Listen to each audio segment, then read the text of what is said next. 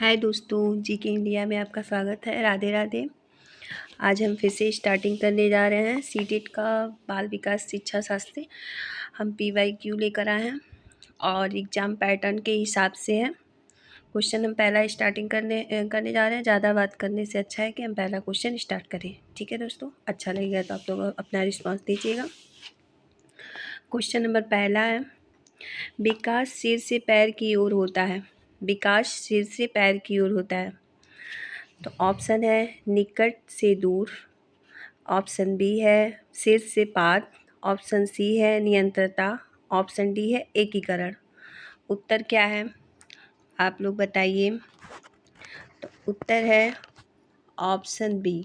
ठीक है, सिर से पाद का मतलब ये होता है कि विकास जो हो रहा है वो सिर से पैर की ओर हो रहा है। जैसे कोई बच्चा है तो बच्चा पहले गर्दन अपना संभालता है, मतलब पहले मुंडी जो होता है उसके नीचे गर्दन होता है वो पहले संभालता है, फिर वो धीरे धीरे बैठना स्टार्ट करता है, फिर धीरे धीरे वो खड़ा होता है, फिर चलने लगता है। इसका मतलब यही है कि बच्चा पहला अपना गर्दन संभालता है, फिर धीरे धीरे बैठना शुरू करता है, फिर वो खड़ा होता है, फिर चलने लगता है। ठीक है, समझ में आया? Option number B. Question number दूसरा है, 7 से 11 वर्ष का बच्चा किस अवस्था में होता है? 7 से 11 वर्ष का बच्चा किस अवस्था में होता है?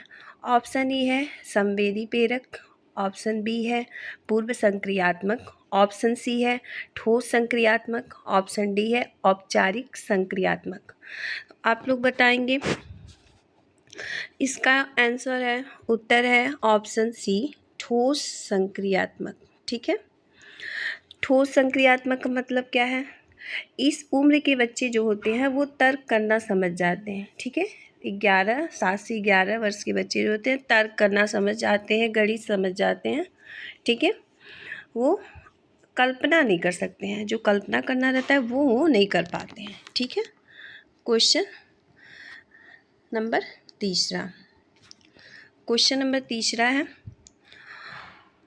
स्कैन फोल्डिंग का सिद्धांत ये कौन दिया था? तो ऑप्शन ए है पियाजे, ऑप्शन बी है कोहलबर, ऑप्शन सी है वाइगोस्की, ऑप्शन डी है स्किनर। तो कौन दिया था? ऑप्शन सी वाइगोस्की दिए थे। ठीक है, तो इसका मतलब ये होता है कि कोई भी चीज़ हम सहारा लेके सीखते हैं। जैसे जो बच्चा होता है वो कोई भी चीज़ हम सहारा लेके सीखता है। जैसे शिक्षक है, जैसे हम ही हैं, आपको हम पढ़ा रहे हैं तो आप पहले क्या है, धीरे धीरे आप मेरी बातों को फॉलो करेंगे, धीरे धीरे सीखेंगे, फिर आप उसको रूटीन में अपने लाएंगे और आप कुछ टाइम के बाद अच्छे से आप सीख जाएंगे, फिर वो आप अपने खुद करने लगेंगे। बच्चा खुद करने लगता है। जैसे आप सेम एज के होंगे, लेकिन जो छोटे बच्चे होते पहले देखते हैं फिर उसके बाद सीखते हैं। ठीक है, क्वेश्चन नंबर चौथा, सामाजिक अधिगम सिद्धांत। सामाजिक अधिगम सिद्धांत कौन दिया है? Option A Pavlov, option B Bandura, option C Thorndike, option D Bruner. तो कौन दिया है सामाजिक सिद्धांत? तो ऑप्शन चौथा का बताइए। तो ये बंडूरा साहब दिए हैं। ठीक है, इनका कहने का मतलब क्या है? बंडूरा साहब ने बताया कि बच्चा सब देख के सीखता है। जैसे समाज में अगर कोई अच्छा कर रहा है तो बच्चा, हम अपने वातावरण से ही सीखते हैं। अगर कोई बच्चा गाली दे रहा है तो हमारा बच्चा भी सुन के गाली ही देता है। ठीक है, हाँ, अगर कोई बच्चा मतलब कोई हीरो है, कहीं एक्टिंग देख रहा है तो वो जैसा हेयर स्टाइल बनाता है, जैसे तेरे नाम मूवी आया था, तो ज़्यादातर बच्चे वही देख के सीखते थे। सामाजिक वातावरण से हमारे बच्चे बहुत कुछ देख के सीखते हैं। ठीक है, क्वेश्चन नंबर 5वां, थार्नडाइक का प्रभाव का नियम। थार्नडाइक का प्रभाव का नियम क्या कहता है? ऑप्शन ए अभ्यास, ऑप्शन बी परिणाम, ऑप्शन सी अनुकरण, ऑप्शन डी परिपक्वता। ठीक है, तो ऑप्शन कौन सा सही होगा? तो ऑप्शन बी परिणाम। ठीक है, थॉर्नडाइक साहब ये कहते हैं कि बुरा का परिणाम बुरा ही होता है, अच्छा का परिणाम अच्छा ही होता है। ठीक है, अगर कोई अच्छा चीज़ बताया जाए तो सीखने मतलब उसका जो सीखने का चीज़ होता है वो मजबूत होता है। कोई अच्छा चीज़ आप अगर सिखाएंगे तो बच्चा अच्छा ही मतलब रिस्पॉन्स देगा, आप बुरा चीज़ सिखाएंगे तो वो बुरा ही मतलब बच्चे को कमज़ोर बना देता है। ठीक है, जैसे हमें अंक मिलता है, जैसे हम कोई पेपर देते हैं और अच्छा रिजल्ट आता है तो हमारा रिस्पॉन्स कैसा होता है, हम आगे पढ़ने की हमारी जो कोशिश रहती है वो अच्छी रहती है। और जब हमारा कम नंबर आ जाता है तो हम अपना रिस्पॉन्स कम देते हैं, मतलब हमारा पढ़ने से अभी थोड़ा सा दिमाग हट जाता है। ठीक है, क्वेश्चन नंबर, आप लोग ऐसा मत करिएगा क्योंकि कोशिश करने वालों की हार नहीं होती है। ठीक है, क्वेश्चन नंबर 6, बहुबुद्धि का सिद्धांत। बहुबुद्धि का सिद्धांत किसने दिया? Option A Gardner, option B Guilford, option C Terman, option D Binet ने। तो कौन दिया बहुबुद्धि का सिद्धांत? ऑप्शन ए गार्डन साहब ने दिए। ठीक है, गार्डन साहब ने कहा, क्या कहा कि हर तरह के बच्चे होते हैं। ठीक है, हर तरह के बच्चे होते हैं। कोई बच्चा कमज़ोर होता है तो कोई बच्चा अच्छा होता है, कोई गाना में अच्छा होता है तो कोई खेल कूद में अच्छा होता है, तो कोई डांस करने में अच्छा होता है। मतलब हर तरह के बच्चे होते हैं, सबका अपना अलग अलग बुद्धिमत्ता होता है, अलग अलग बुद्धि मतलब हर अलग अलग जगह होता है। कोई कोई किसी चीज़ में होता है तो कोई किसी चीज़ में होता है। ठीक है, इनके कहने का मतलब बहुबुद्धि सिद्धांत यही है कि अलग अलग तरीके के बच्चे होते हैं। ठीक है, सबका दिमाग एक जैसे नहीं होता है। सॉरी। क्वेश्चन नंबर 7वां, आंतरिक प्रेरणा का उदाहरण। ऑप्शन ए पुरस्कार, ऑप्शन बी अंक, ऑप्शन सी जिज्ञासा, ऑप्शन डी दंड। ठीक है, उत्तर कौन सा सही होगा? ऑप्शन सी जिज्ञासा। ठीक है, जिज्ञासा का मतलब अंदर से मन करता है, शौक से पढ़ना, खुद से ड्राइंग बनाना, खुद से खेलने जाना, ये सब आंतरिक प्रेरणा। अंदर से हमारा मन क्या कर रहा है, आज हमारा मन कर रहा है पढ़ने का तो हम पढ़ेंगे, आज मन नहीं कर रहा है तो हम नहीं पढ़ेंगे। ठीक है, कोई गिफ्ट दे रहा है तो ये बाह्य अभिप्रेरणा है। ठीक है, बाहरी अभिप्रेरणा। क्वेश्चन नंबर 8वां, पहला समाजीकरण। पहला समाजीकरण, ऑप्शन ए विद्यालय, ऑप्शन बी परिवार, ऑप्शन सी मित्र, ऑप्शन डी मीडिया। ये क्वेश्चन बहुत बार पूछता है दोस्तों, पहला समाजीकरण कौन सा है? तो पहला समाजीकरण हमारा परिवार होता है। ठीक है, अगर कोई बच्चा पैदा होता है तो पहले कहाँ, पहले अपने परिवार से ही सीखता है कि हमारे परिवार का मतलब परिवार में कैसे लोग खाते हैं, कैसे पीते हैं, क्या बोलते हैं, क्या मतलब झगड़ा करते हैं, गाली देते हैं, ये सारा चीज़ बच्चा अपने परिवार से ही सीखता है। ठीक है, प्रथम पाठशाला उसका परिवार ही होता है। ठीक है, क्या परिवार होता है। तो क्वेश्चन नंबर 8वां का बी होगा। ठीक है, क्वेश्चन नंबर 9वां, कोहलवर का प्रथम स्तर क्या है? ऑप्शन ए परंपरागत, ऑप्शन बी उत्तर परंपरागत, ऑप्शन सी पूर्व परंपरागत, ऑप्शन डी सामाजिक। ठीक है, ये क्वेश्चन भी बहुत बार रिपीट होता है, मैं भी जब पेपर दी थी तो ये क्वेश्चन आया भी था। ठीक है, तो ऑप्शन कौन सा सही होगा ये बताइए? ऑप्शन 9वां का सी सही होगा। ठीक है, पूर्व परंपरागत। पूर्व परंपरागत का मतलब क्या होता है कि बच्चा सही और गलत नहीं समझता है। ठीक है, बच्चा सही और गलत का वो अभी उसके अंदर नहीं आता है, क्या सही है और क्या गलत है। ठीक है, उसे डांट मिले या ना मिले वो कुछ समझता नहीं है। ठीक है, छोटे बच्चे डांटने पे उन्हें कहा, मेरा छोटा बच्चा है वो भी तो नहीं समझा, मैं डांटती हूँ फिर वो अपने आप वैसे ही काम करने लगता है। इसलिए जो छोटे बच्चे रहते हैं उनको डांटना ही नहीं चाहिए। ठीक है, क्वेश्चन नंबर 10वां, अंतर्दृष्टि अधिगम। अंतर्दृष्टि अधिगम मतलब कौन दिया है? तो option A Kohler, option B Skinner, option C Watson, option D Pavlov. तो कौन दिया है अंतर्दृष्टि? क्वेश्चन नंबर 10वां का ए कोहलर साहब जी दिए हैं। ठीक है, सॉरी दोस्तों। क्वेश्चन नंबर 11वां, सीखने में व्यक्तिगत विभिन्नता का अर्थ क्या है?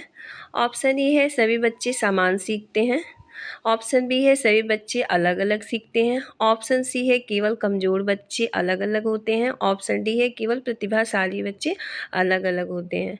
ऑप्शन सी ये क्वेश्चन 11वां का जो आंसर होगा बताइए, तो उत्तर होगा इसका ऑप्शन बी। ठीक है, कोई बच्चा एक जैसे नहीं सीखता है, सब बच्चे अलग अलग सीखते हैं, सबके सीखने का जो रुचि होता है वो अलग अलग होता है। ठीक है, क्वेश्चन नंबर 12वां, निम्न में से कौन सा निर्माणवादी शिक्षण का उदाहरण है? ऑप्शन ए रटकर याद करना, ऑप्शन बी शिक्षक व्याख्यान देना, ऑप्शन सी विद्यार्थी स्वयं खोजकर सीखना, ऑप्शन डी केवल नोट्स लिखना। तो इसका आंसर बेटा होगा ऑप्शन सी। ठीक है, हम कोई भी चीज़ अगर बच्चा खुद से सीखता है, खुद खोज के या खुद सीखता है, तो वो निर्माणवादी में आ जाता है। ठीक है, विद्यार्थी स्वयं खोज कर सीख रहा है और स्वयं सीखना बहुत अच्छी बात है। ठीक है, क्वेश्चन नंबर 13वां, बुद्धि परीक्षण सबसे पहले किसने बनाया? ऑप्शन ए बीने साइमन साहब जी, ऑप्शन बी टर्मन साहब जी, ऑप्शन डी गार्डन साहब जी, ऑप्शन डी गिलफोर्ड साहब जी। तो कौन बनाया? ऑप्शन ए बीने साइमन जी। ठीक है, ऑप्शन ए बीने साइमन जी बनाया। ठीक है, क्वेश्चन नंबर 14वां, विशेष आवश्यकता वाले बच्चों को सामान्य विद्यालय में पढ़ाना कहलाता है? ऑप्शन ए पृथक्करण, ऑप्शन बी समावेशन, ऑप्शन सी अलगाव, ऑप्शन डी सुधार। तो क्या कहलाता है? Option B. ठीक है, समावेशन। कोई भी बच्चा हो तो सबको एक साथ पढ़ाना, ठीक है, समावेशन कहलाता है। वो विकलांग बच्चा हो तो उसे अलग नहीं पढ़ाना चाहिए, सबके साथ पढ़ना चाहिए, तो उससे उनको भी मोटिवेशन मिलता है और वो मन लगा के पढ़ते हैं। क्वेश्चन नंबर 15वां, सीखने की सर्वोत्तम विधि प्राथमिक कक्षा में क्या मानी जाती है? ऑप्शन व्याख्यान विधि, ऑप्शन बी खेल विधि, ऑप्शन डी इसी नोट्स विधि, ऑप्शन डी दंड विधि। तो कौन सा सही है? क्वेश्चन नंबर बी खेल विधि, क्योंकि आज मतलब बच्चों को खेल खेल में ही एक्टिविटी करवा के बच्चों को सिखाना चाहिए, जिससे बच्चे बहुत जल्दी कैच करते हैं कोई भी चीज़। ठीक है, क्वेश्चन नंबर 16वां, परिपक्वता का संबंध क्या है? ऑप्शन ए वातावरण से, ऑप्शन बी अभ्यास से, ऑप्शन सी जैविक विकास से, ऑप्शन डी दंड से। तो किससे संबंधित है? Question number C. Question number 16 का उत्तर होगा जैविक विकास से। ठीक है, जैविक विकास से। क्वेश्चन नंबर 16 फिर से आ गया, सॉरी दोस्तों।